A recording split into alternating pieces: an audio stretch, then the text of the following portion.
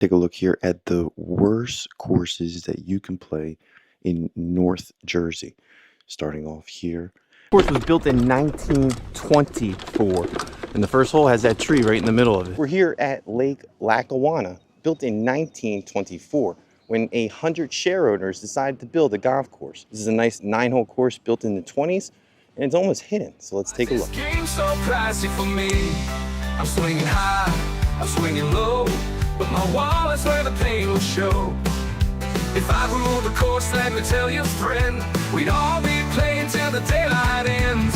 Golf ain't free, but if it's up to me, tee times for all, like they're meant to be. Each one of these holes here at this 9-hole course, it's more of an executive course, but it's a must play if you're trying to play every public golf course in New Jersey. But it's very strategically designed with bunkers right before the greens, and these are kind of more of a fairway bunker here. And throughout the golf course, you can see some of the original homes that are still here today. Back then, houses were about $150 with $25 down, a lot cheaper nowadays, you can see. And then there's massive homes. And then the ones they're building is a stream that forks through the golf course. Originally, there was only 100 homes. Now there sits 300 homes, and they're well over $150 when they were first purchased. It was one of the residents that actually designed this golf course here, John Rasbach, who actually designed the layout of the course. He also put together a private beach and a boat ramp. There's also the island that sits in the middle of the lake, which was called Snake Island. At the backdrop here on some of these holes, because there's small greens. Grateful to finally get out to this golf course. That's just a 9-hole facility, but it's the courses that we like to play. You get out there and even play it before you get out to another course. And when checking in, it was quite an experience. Not sure if they were open. There was someone playing the course out there, so I figured let me go ask around for the second time. I wanted to play here for quite some time. So it's 1924 built. It's that old, the course? Wow, that's old. Yeah. Now the course sits right beside a body of water that is approximately 109 acres of surface area, so it's pretty big. The lake lies at the foot of the Hopatcong Mountains in the south side of Route 607. The lake was created from 3 separate farms within a damming of Lubbers Run, which is just south of the course. These properties included these 3 farms as highlighted, which was then originally purchased to Richmond Hills Investment Company. This company was responsible for the overall design of the lake and the construction of the dam, which was designed by A.L. Colson, a professional engineer, and built by MacArthur Brothers Contracts. At the end of 1910, we saw several changes within property. There was 2 owners, kind of subdivided half of each of the properties, but then overall W.C. Reeves Company purchased all of the property from the 2 owners. The lake originally operated as a summer community on over 60 acres surrounding the lake.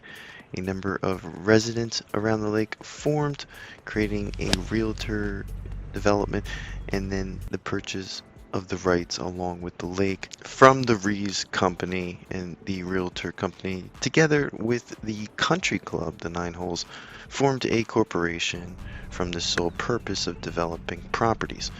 The new company was named Lake Lackawanna Investment Company, and that is the one you're seeing today. In 1925, this investment company brought together 100 share owners, as mentioned earlier in the video. So a lot of actual history forming prior to us even getting there, building a golf course. I like to see that.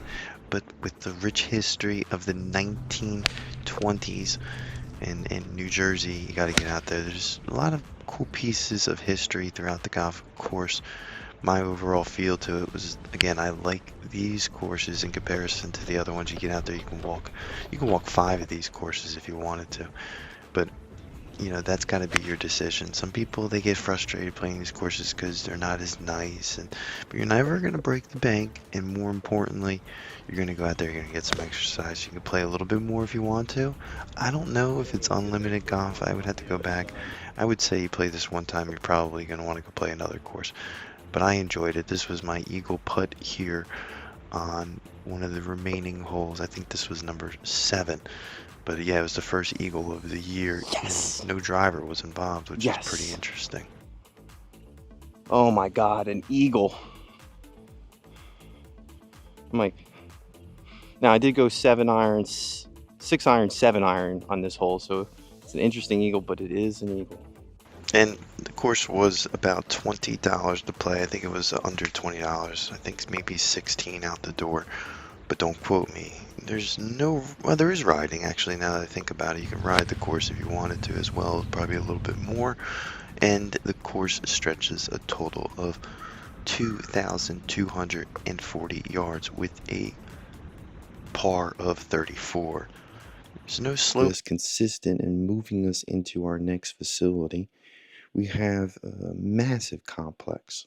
Though it's been rated on Google as not being the greatest course, but we wanted to put it here at our number 3 spot on the worst courses in North Jersey. First thing in the morning here at Flanders Valley, 36 holes of championship golf built in the 60s. The course itself was designed by Al Purdy and Reese Jones in 1963. Let's get it.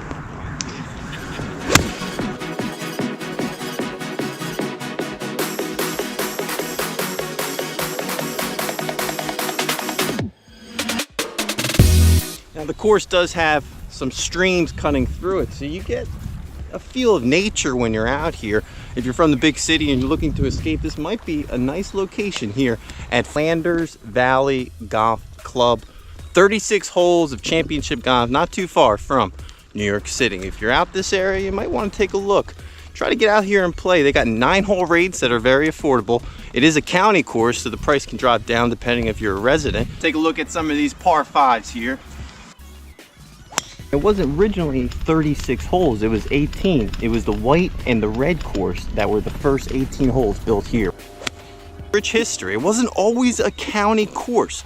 It's privately owned and then sold to the county. It's hard to find much information on that. This video together, I couldn't find anything about that part of the golf course, but currently it's definitely a top destination for the state in regards to public golf. And when there's 36 holes of golf at a complex, it's on my radar. So I was lucky enough to play the red course, which built the foundation for this place, but it was all put together in 1963. At least that's what the gentleman told me inside. Sometimes you got to go digging, you got to ask some questions, you got to switch it up and try to get the information that you need to put the video together, at least in a quick 5 minutes. And it's 36 holes are still here today. Some of the holes got multiple tee box use. You got the white course going that way, you got the red course going that way. Depending on where you're at, you're right in the middle. So there's markers. Highlight of the course, putting green surfaces. It's a county course. They take very good care of it, and you're getting what you pay for. It's pretty reasonable in comparison to these other courses closer to New York City. But you get a nice 36 hole complex here. We're playing the red track, and there's multiple tracks to choose from. But one thing I love about this course, they got a little 9-hole rate, so you can sneak in, play 9 holes. The parking's probably the most difficult part. I feel like there probably needs to be an extension of the parking lot, but nevertheless, the course itself, pretty good shape. I'm kicking myself for not getting over there and playing some more of the holes, knocking on the doors with no tee time here. We were fortunate enough to play. a lot of wildlife, a lot of birds chirping, and we're here in the fall time, so it's vibrant. I'm excited to finally play one of these long par 5s. Fives, I couldn't even get there with 2 good swings, so it's a challenging course. I suspect the other holes are a little bit harder because, you know, typically the first course that a complex like this makes is the shorter one, and I think that's what happened here. It wasn't that challenging on some of the par 3s and the par 4s, but the back 9 here on the red course, I really thought was a nice little track. Good condition. They weren't that demanding. They still rolled pretty well, and I putted pretty well as a result. I hope to get back there, play the white course. I think that's the one I was targeting. It's a little bit more challenging than the others. So far, the putting green surfaces are Amazing very how nice. the list moves closer and closer to bad golf, but it's important to note that this is an independent opinionated list and everyone's based on their experience. Sometimes you can have a great day at a bad course. So let's take a look now at number 2. Let's take a look at Knoll Country Club East course. Get out here at this 36-hole facility owned and operated by Parsippany Troy Hills County. Walking in, it feels like you're almost checking in to a wedding. Course was designed in 1961 by Al Purdy. It's a county-run course, and it's affiliated with the West Course. That's also 1929 when that was built, so that's the older of the two.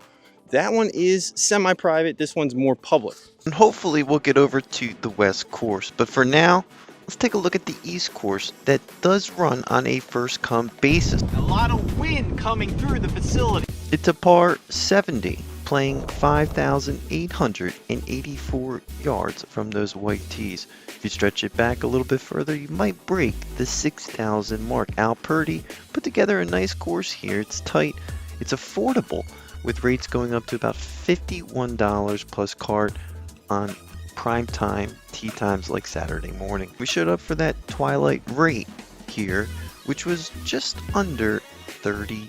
I think it was $34 total. But we're also in the winter time, so benefit of the doubt when the winter conditions are here. Walking into the pro shop, everyone was pretty nice and accommodating. There's no complaints there. Taking a look at the other course on the other side, this might be the highlighting course in 2024. It even won awards. Now we're just going to focus on the East Course because that's the only footage I have here. Walking down number 1, it's got a tree-lined fairway. I kind of like that. Builds a little bit of charm into your golf round. It's tight. You could probably put away your driver on majority of these holes. It's more strategic, focusing on the approach shot and your short game to get away with par, or mostly birdie, because it's not as challenging as you think from those white tees. Online, it has a 4.1 out of 5 with 126 golf reviews to choose from. All the golf reviews seem pretty positive. Some people do highlight that the course isn't in the best shape, but it's a great, perfect course for beginners, people learning how to golf. I think I would have to agree with that. You don't need a cart. If anything, some of the negative reviews online targeted how the cart will shut down in areas that you're not supposed to be in. And we all have dealt with that, and sometimes it's just easier to walk a course if it's not as challenging. And I couldn't really find any really negative reviews. If anything, they were kind of picky. Things that you take away from your golf game. You're going to have bad shots, you're going to have good shots, you're going to have bad things that you're going to take away from your golf experience. You just got to get over it. Here, I think it's more laid back. It's kind of a fun feel. I'm sure when it's busy, they're not going to be able to keep up, and maybe that could change, cause frustration, but I haven't seen any of that in the reviews that they book too many people. If anything, there's a nice flow. The other course, hopefully we're going to make a phone call and see if we can get out there, get some footage. If you guys know anything, throw it down in the comment section, and hopefully we can get out there and play some of these other courses in the North Jersey area. We're closing on playing every public golf course in New Jersey. We might need your help trying to close that out because some of these courses are just a little too far. If we don't get it right, we're not going to be able to play. Courses like this in the wintertime, they're bright, they're vibrant, but they're not as nice as they are in the summertime. So please take that into consideration when you're coming out here. It looks like they kept the same logo from the West Course, built in 1929. I don't like that. They should have a different logo. I don't even think they should have the same date associated with this. Our list out here with the #1 golf course that is the worst in the north of New Jersey, based on Google reviews. Of course, we use that as a baseline. Haven't been to this facility just yet. We look forward to getting out here at the Meadows Golf Club. Definitely 4 to 7 hour rounds on Google reviews from what you're reading, and just bad reviews, and that's why we put it here at #1. It's important to note this is 100% opinionated list, and all these courses are great. And I would play them all because they're affordable. And that's what golf should be, is affordable and accessible for all. That's it for this video. Keep a lookout for more videos to come. This is the Professor.